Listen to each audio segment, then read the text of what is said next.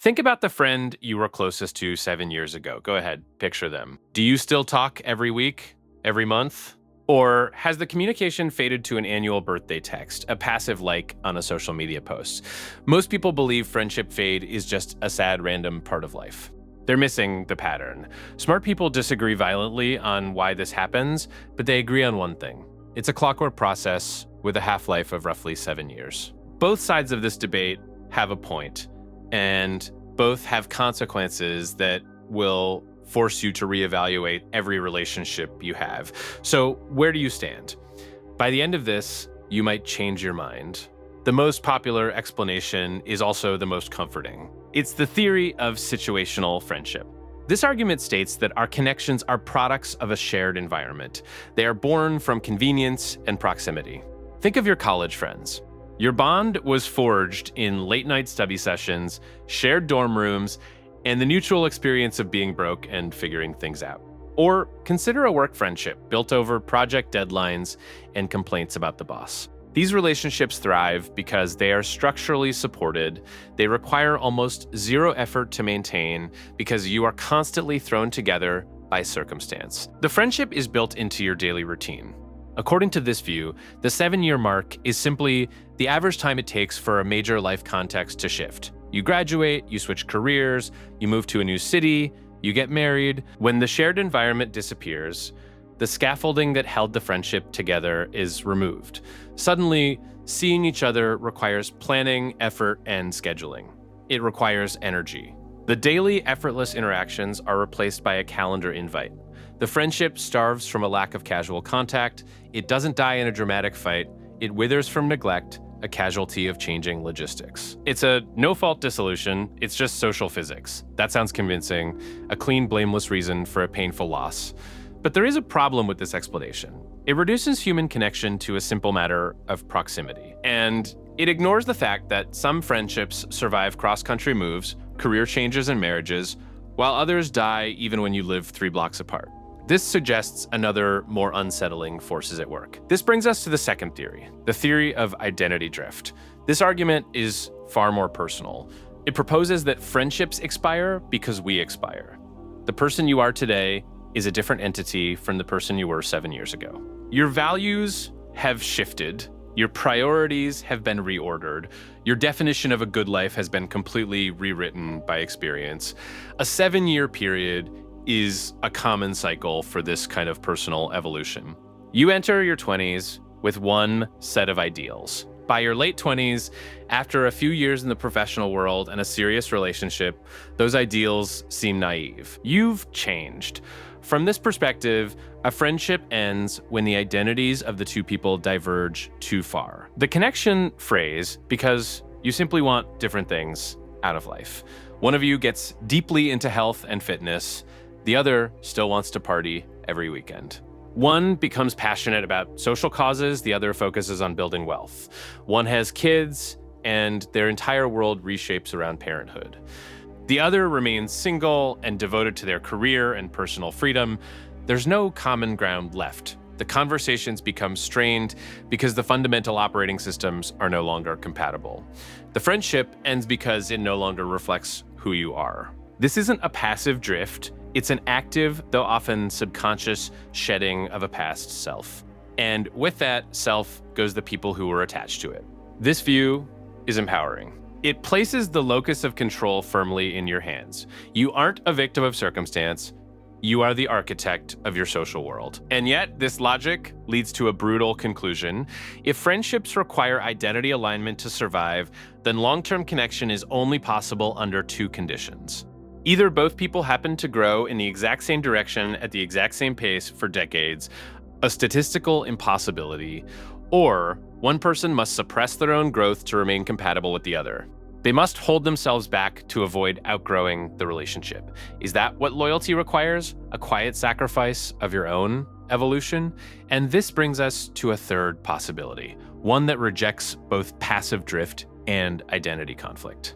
This is the maintenance model. Proponents of this idea argue that friendship is a skill, it's a practice. It requires deliberate, conscious effort. Like a garden, it will become overrun with weeds if left untended. The reason most friendships die around the 7-year mark is because that's the point where the initial energy, the novelty, the intense bonding wears off. The relationship shifts from the exciting discovery phase to the quieter maintenance phase. And this is the test that most people fail. They stop putting in the work. They assume the bond is strong enough to survive on its own. They get busy, they get comfortable, they let calls go to voicemail, they text "we should catch up soon" for months without ever setting a date. They rely on the shared history to do the work that new investments are supposed to do. A relationship running on the fumes of nostalgia has a finite lifespan. This model suggests the failure is a simple one, a failure of discipline. Surviving friendships are the ones that are actively nurtured through scheduled calls, planned trips, and the consistent, sometimes inconvenient choice to show up. It requires treating friendship with the same seriousness you'd give to your career or your fitness.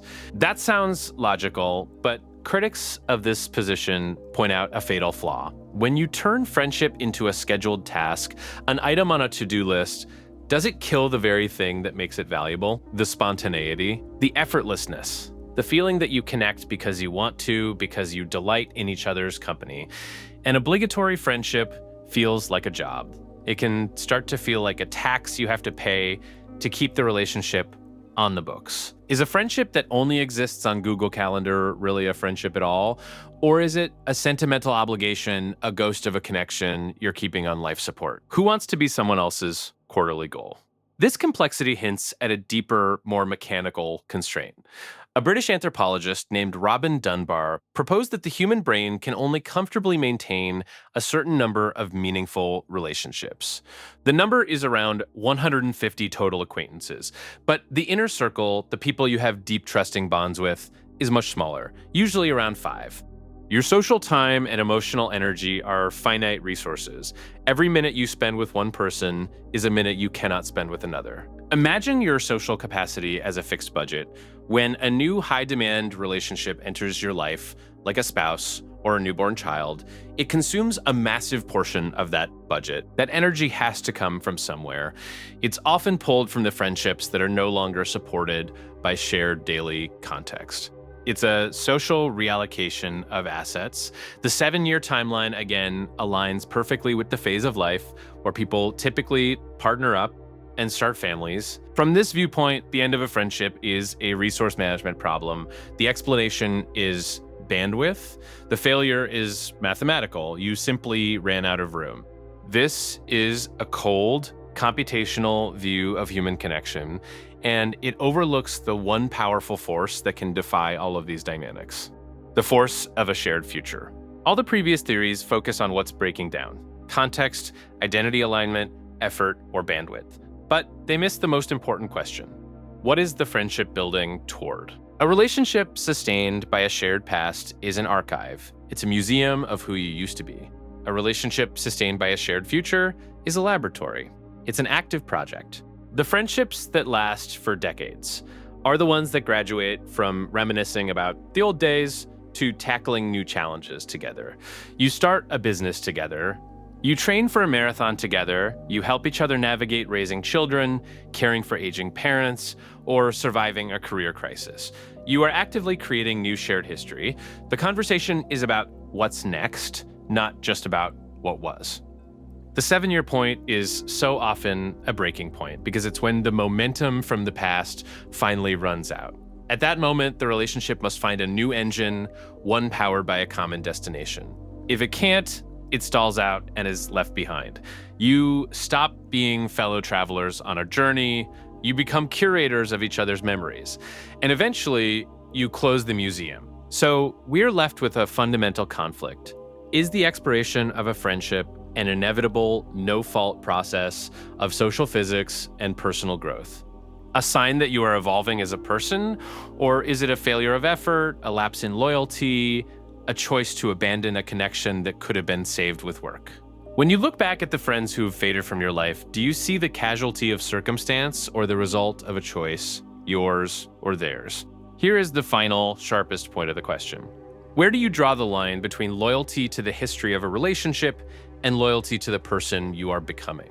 Holding on can feel like a noble act of commitment. But it can also mean clinging to a version of yourself that no longer exists, stunting your own evolution for the sake of a bond that has run its course. Letting go can feel like a necessary act of self-authorship, but it can also be a brutal, disposable way to treat people who once meant the world to you. So, what do you think?